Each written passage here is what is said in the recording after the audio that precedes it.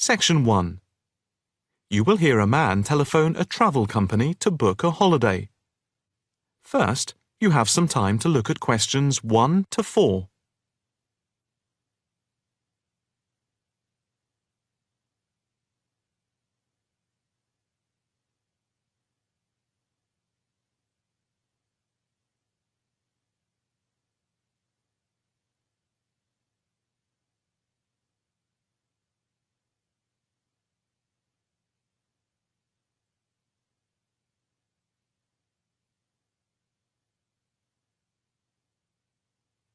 You will see that there is an example which has been done for you. On this occasion only, the conversation relating to this will be played first. Good afternoon. Italia Breaks. My name's Margaret. How can I help you? Hi. I'd like to book a short break in Italy. Hotel and flights combined. Anywhere in particular? Yes, Venice if possible. The holiday destination is Venice. So, Venice has been written in the space. Now the test will begin. You should answer the questions as you listen, because you will not hear the recording a second time. Listen carefully and answer questions 1 to 4. Good afternoon. Italia Breaks. My name's Margaret. How can I help you? Hi. I'd like to book a short break in Italy. Hotel and flights combined. Anywhere in particular? Yes, Venice if possible. We've been looking at some of your brochures, and I want to check if you have any special deals. Right.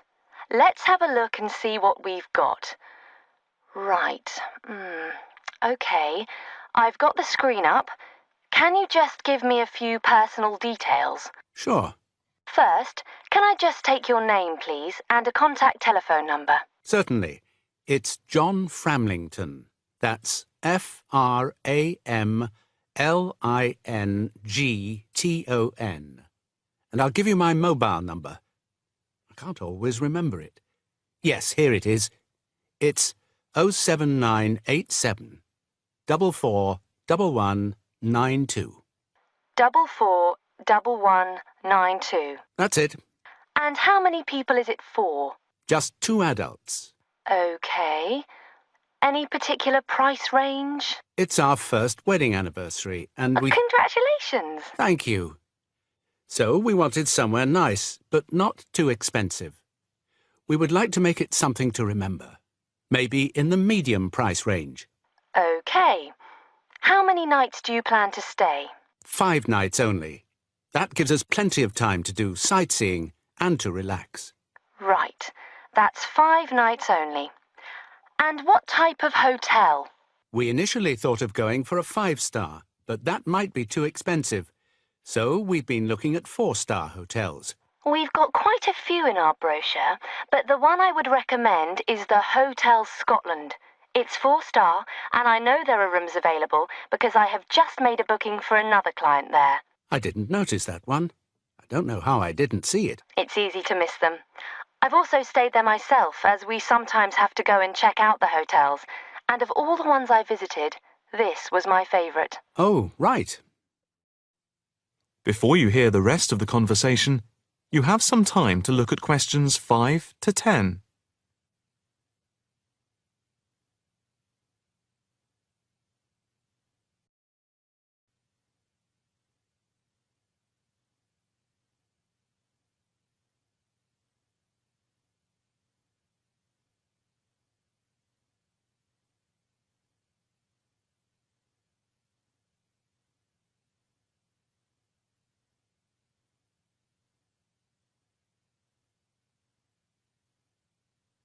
Now listen and answer questions 5 to 10.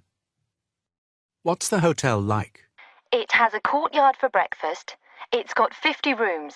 It's just been renovated, and so it's very stylish. Is it in the brochure? It's on page 63. Ah, yes. I can see it's right next to the railway station. But what appeals to me most of all is that the hotel's very convenient for all the water buses. And the idea of having a terrace with the room I really find very appealing.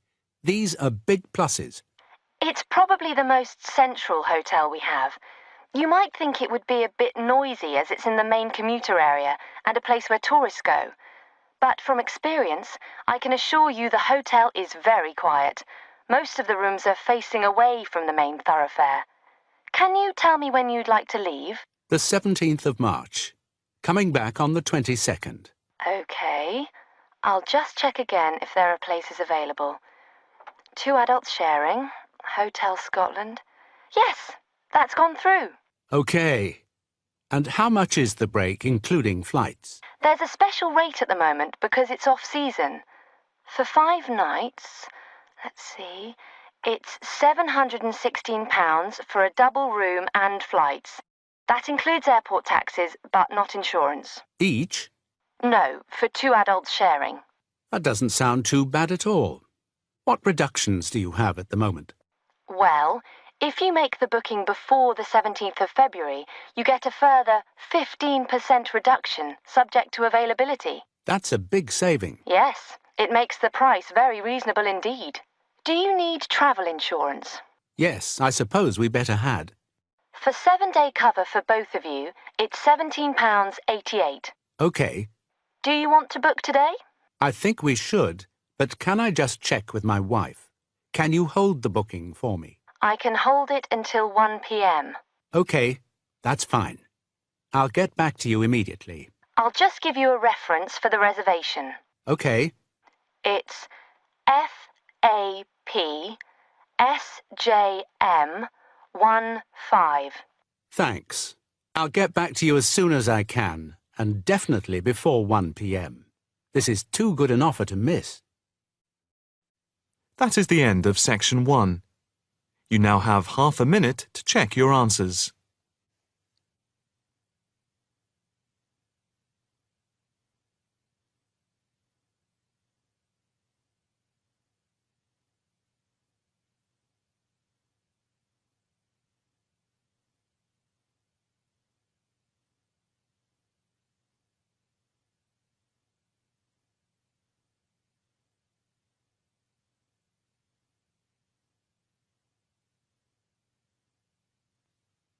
Now turn to section 2.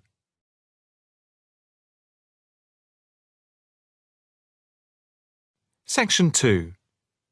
You will hear a talk by a counsellor on plans for the development of an old industrial site. First, you have some time to look at questions 11 to 13.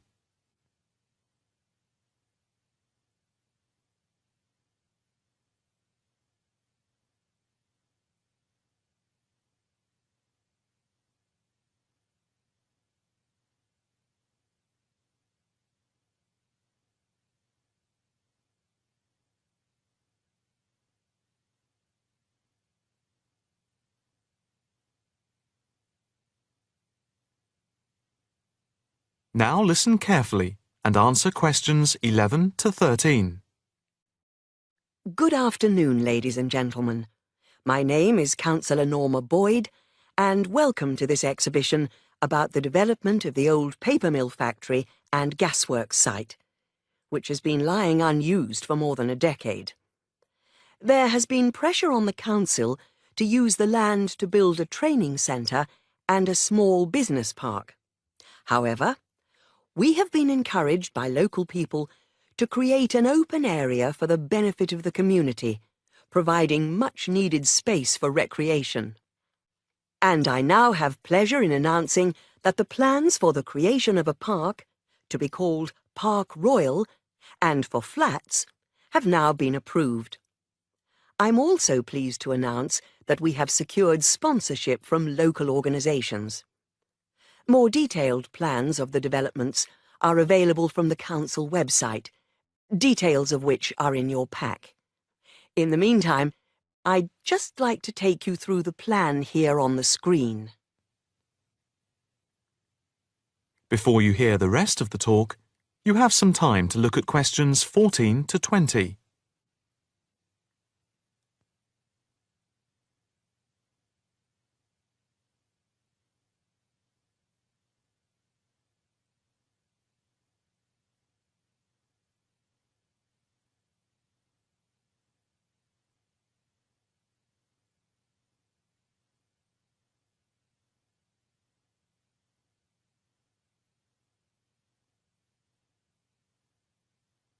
Now listen carefully and answer questions 14 to 20.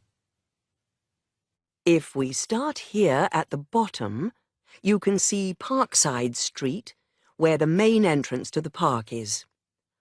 On the left of the entrance, in the bottom left-hand corner of the plan, there will be a block of 40 studio flats. On the other side of the entrance, there will be some workshops for local businesses. There will also be another entrance here, on the top right, which leads into Pear Street. Here, in the centre of the park, we will have an ornamental lake with paths radiating north, south, east and west to the different areas of the park. In the top right-hand corner, just by the Pear Street entrance, there will be a large sports area with 2 football pitches and 4 tennis and volleyball courts. Just here, beside the pitches, on the same side of the path, will be an outdoor swimming pool.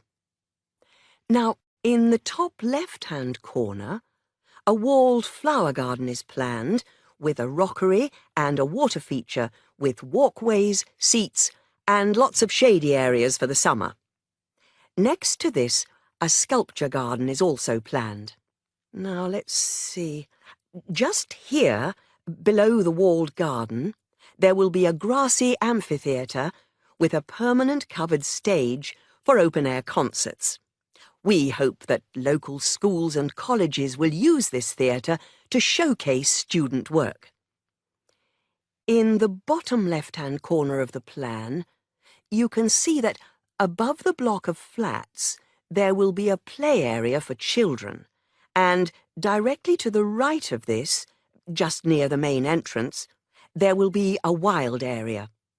More trees will be planted here, and in the middle will be built an educational centre for use by local schools to encourage children to take care of the wildlife and look after the trees and plants. And finally, in the bottom right-hand corner of the park will be a cafe, opening on to Pear Street. And now for questions. If anyone would like to ask anything, I and my colleagues are only too happy to oblige. Yes, the lady in the front row, if I could have your... That is the end of section 2. You now have half a minute to check your answers.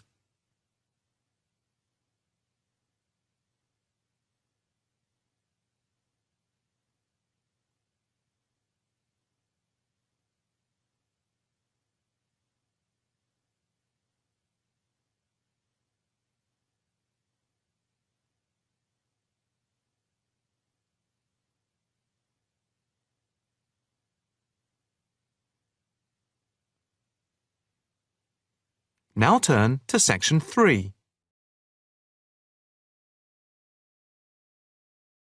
Section 3. You will hear a female student inquiring about changing her course. First, you have some time to look at questions 21 to 25.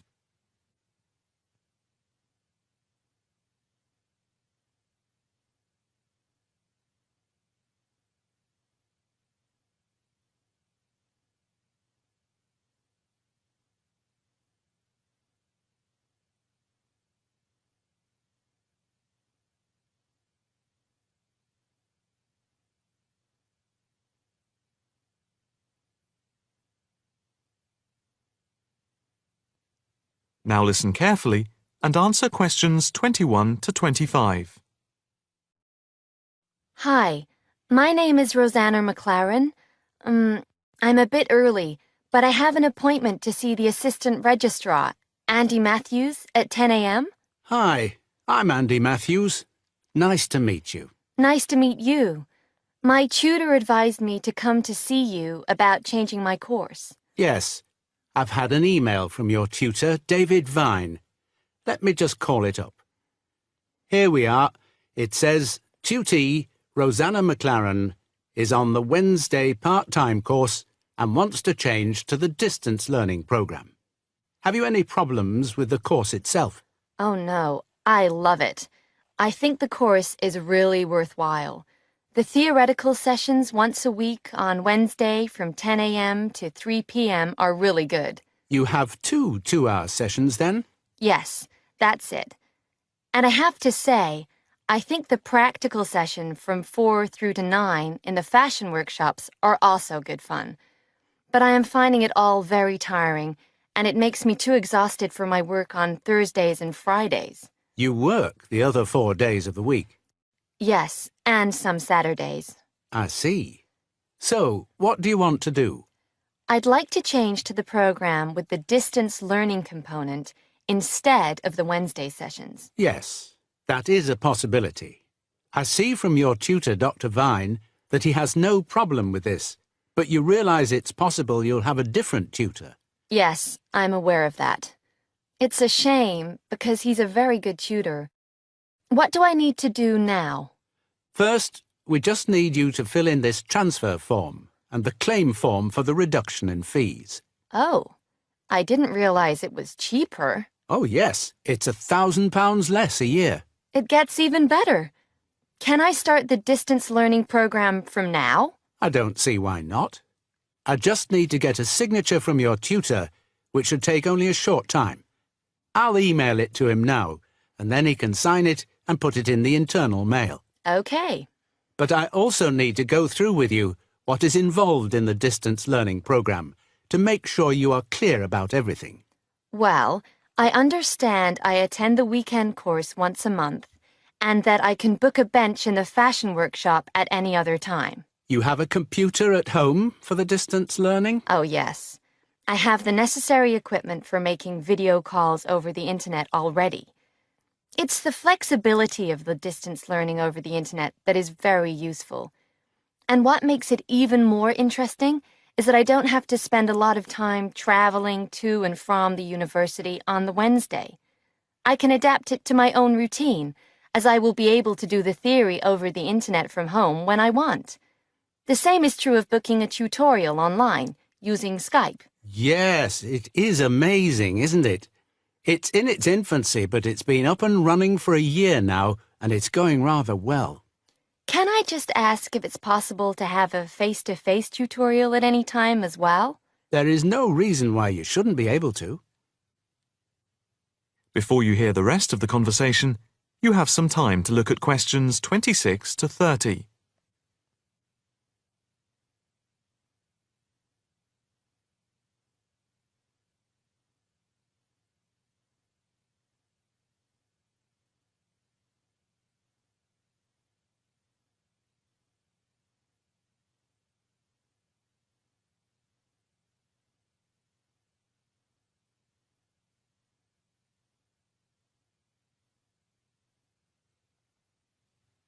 Now listen carefully and answer questions 26 to 30.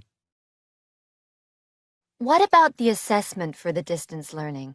I take it that it's the same as for the other program? Let me see. Each month you are expected to keep a written course diary and to present a seminar paper, and at the very end of the course there will be a written exam which will account for 30% of the total marks. What about the coursework? How much does it account for? The design portfolio, which you need to present at the end, accounts for 50%. I would point out just one thing, and that is that on the distance learning program, some tutors like to see the design portfolio twice each term to make sure you're on the right track. But of course you can take it in at any time to show your tutor. And as part of the assessment for the portfolio, you have to present at least one fashion item at a fashion show at the end of the course. Is there anything else? No, that's it. Thank you for all your help. No problem. Hope it all works out well for you now. That is the end of section 3. You now have half a minute to check your answers.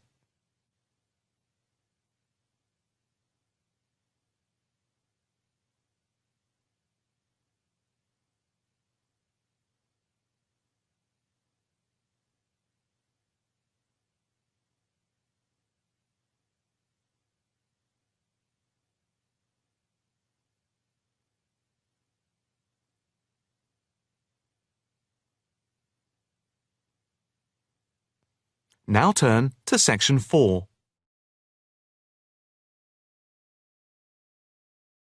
Section 4. You will hear a talk on the effect of architecture on people's mood. First, you have some time to look at questions 31 to 40.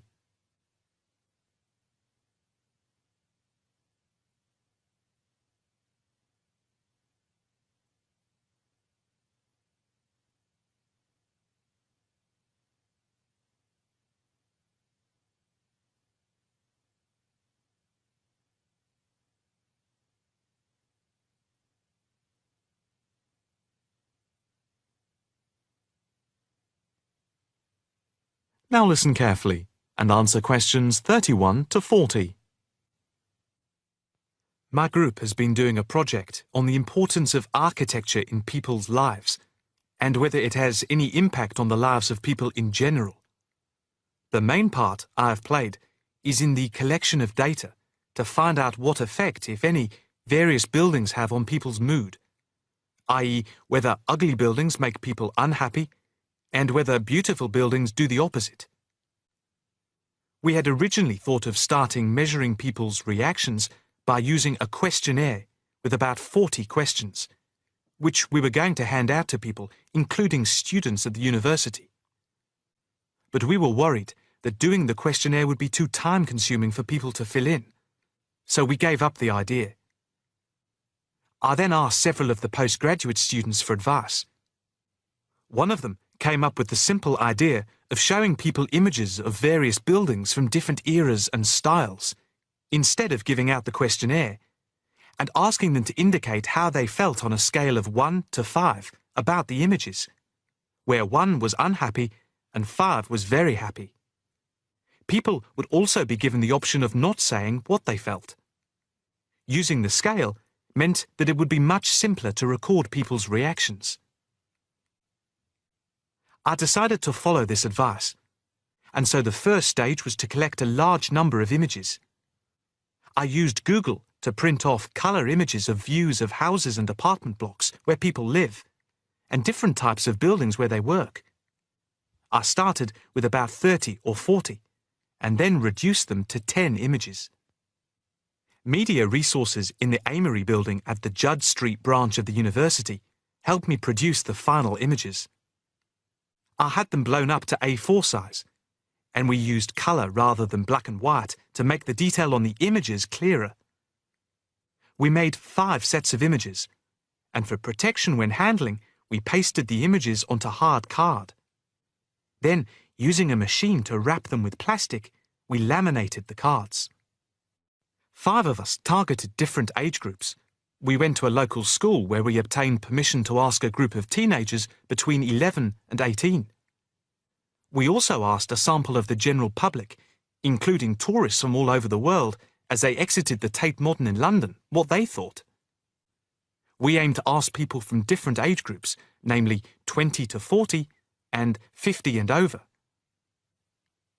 What our group learnt most from the project was first of all the value of teamwork. And secondly, we found that we had to appoint a leader to stop us pulling in different directions and falling apart. So this turned out to be an invaluable lesson for all of us. As to the findings, for us they proved intriguing. In the end, the sample consisted of 311 respondents. I thought initially that people wouldn't be interested in taking part. With the youngest age group, their reaction was very mixed.